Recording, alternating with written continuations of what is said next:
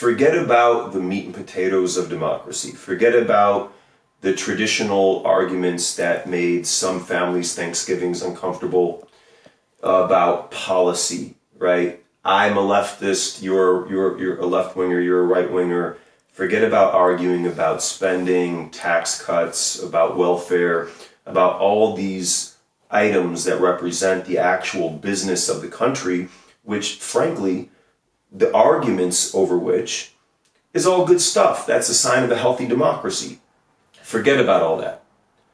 You now have a right-wing president who, almost as if it's Tourette's, cannot stop himself from constantly breaking the law in real time, in unbroken footage on television, in his own unfiltered tweets, in terms of members of his own cabinet and administration refusing to respect the notion of accountability before Congress, the whole notion of the balance of power, which is the central hallmark of democracy, so that when in real time, live, plus revelations brought about through investigative journalism and the free press, legitimately calls for them to at least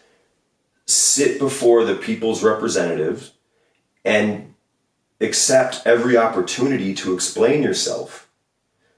Either the refusal to acknowledge that, no, I'm not going before Congress. Or when they are before Congress, being utterly hostile witnesses. That is something that even frankly, extreme left-wingers immersed in the luxury of American democracy have neglected to value. The fact that whether you were Richard Nixon, who, as much as he defiled the Constitution, believed in the fact that he was accountable towards the people, which is why he resigned instead of facing the music.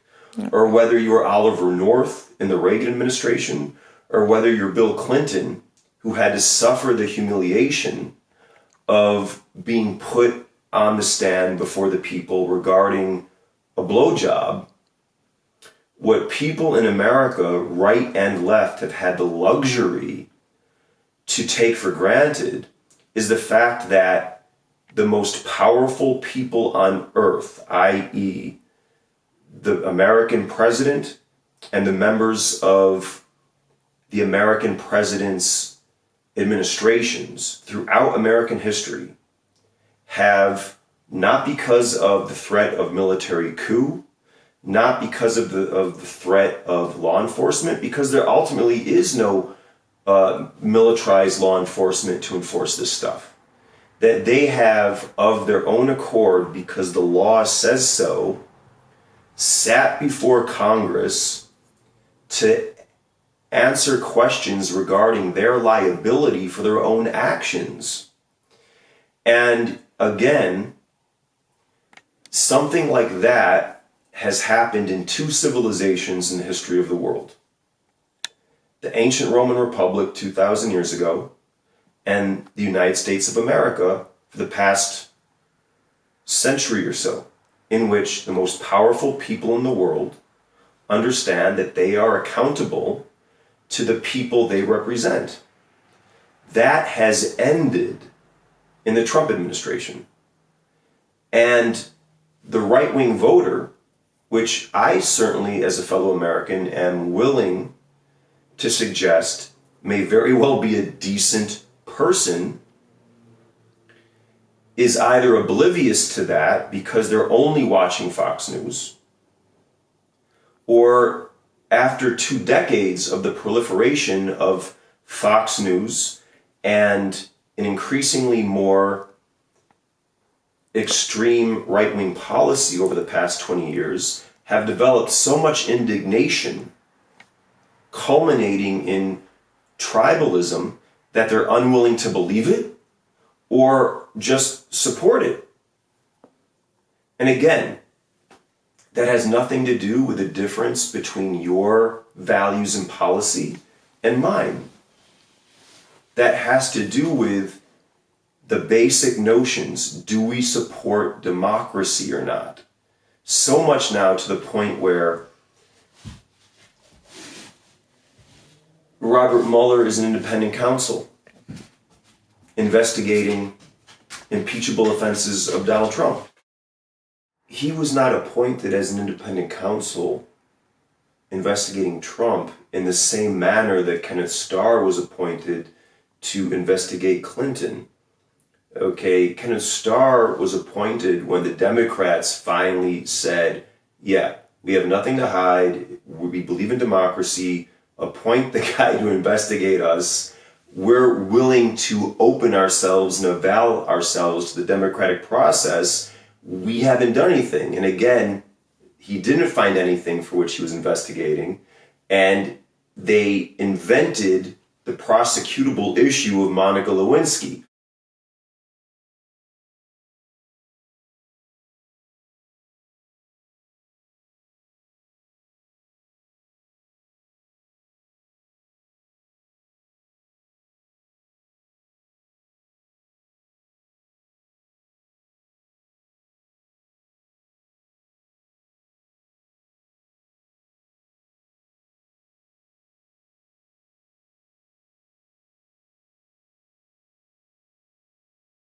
Robert Mueller was appointed when the guy in charge of the Department of Justice, Trump's guy, was incriminated by Trump.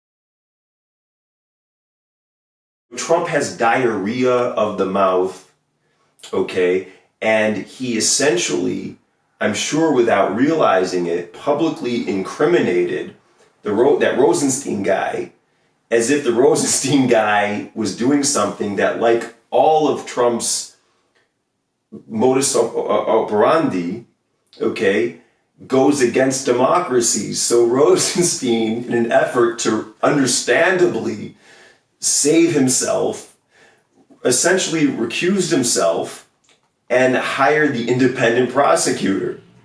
A prosecutor into very real, potentially prosecutable offenses that happened in real time, that was immediately available to be seen by everybody, to such an egregious extent that to not assign a prosecutor would have meant that no one in America even cares about justice or about democracy.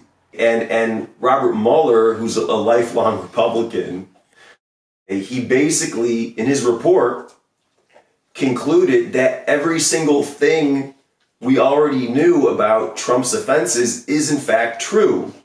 Now, first of all, right-wing voters who are real people, okay, either don't even know that that's what the conclusion of his investigation was about, because Fox News isn't actually reporting that. MSNBC, which is allegedly a left-wing news outlet, right, has lifelong Republican office holders as hosts of their own shows, reading the Mueller report, reading the report to the American people, publishing the report to the American people, showing Robert Mueller's own press conference, reiterating what's in his report. The report which says, yes, everything that we know about Trump's behavior is true,